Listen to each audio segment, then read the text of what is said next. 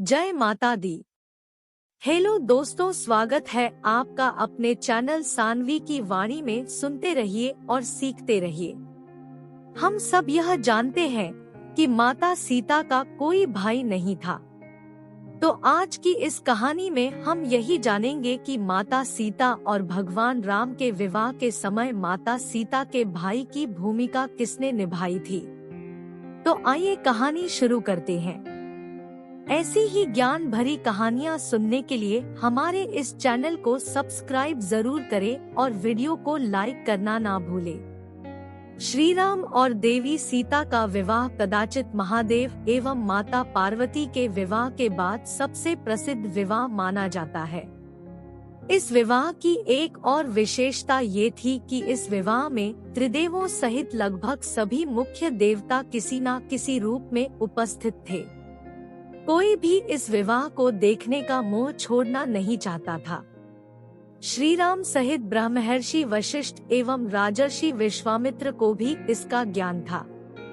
कहा जाता है कि उनका विवाह देखने को स्वयं ब्रह्मा, विष्णु एवं रुद्र ब्राह्मणों के वेश में आए थे।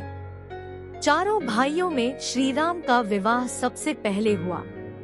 विवाह का मंत्रोच्चार चल रहा था और उसी बीच कन्या के भाई द्वारा की जाने वाली विधि आई। इस विधि में कन्या का भाई कन्या के आगे आगे चलते हुए लावे का छिड़काव करता है। विवाह पुरोहित ने जब इस प्रथा के लिए कन्या के भाई का आह्वान किया तो ये विचार किया जाने लगा कि इस प्रथा को कौन पूरा कर सकता है। समस्या ये थी कि उस समय वहाँ ऐसा कोई नहीं था जो माता सीता के भाई की भूमिका निभा सके। अपनी पुत्री के विवाह में इस प्रकार विलंब होता देखकर पृथ्वी माता भी दुखी हो गई। चर्चा चल ही रही थी कि अचानक एक श्यामवर्ण का युवक उठा और उसने इस विधि को पूरा करने के लिए आज्ञा मांगी।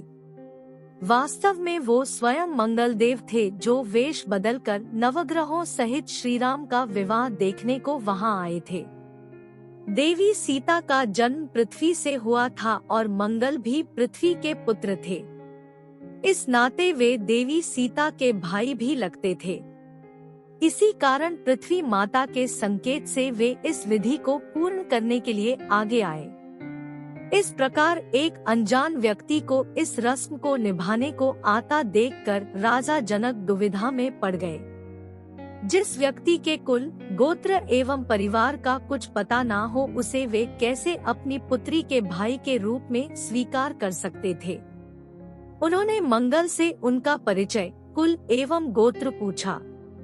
इस पर मंगलदेव ने मुस्कुराते हुए कहा, हे महाराज जनक, मैं अकारण ही आपकी पुत्री के भाई का कर्तव्य पूर्ण करने को नहीं उठा हूँ। आपकी आशंका निराधार नहीं है, किंतु आप निश्चिंत रहें, मैं इस कार्य के सर्वथा योग्य हूँ। अगर आपको कोई शंका हो तो आप महर्षि वशिष्ठ एवं विश्वामित्र से इस विषय में पूछ सकते हैं। ऐसी तेजयुक्त वाणी सुनकर राजा जनक ने महर्षि वशिष्ठ एवं विश्वामित्र से इसके बारे में पूछा। वे दोनों तो सब जानते ही थे। उन्होंने सहर्ष इसकी आज्ञा दे दी।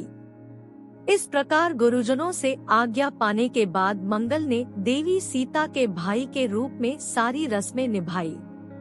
रामायण के सारे संस्करणों में तो नहीं किंतु कम्ब रामायण एवं रामचरितमानस में इसका उल्लेख है। ये कथा अपनी बहन के प्रति एक भाई के उत्तरदायित्वों के निर्वाह का एक मुख्य उदाहरण है।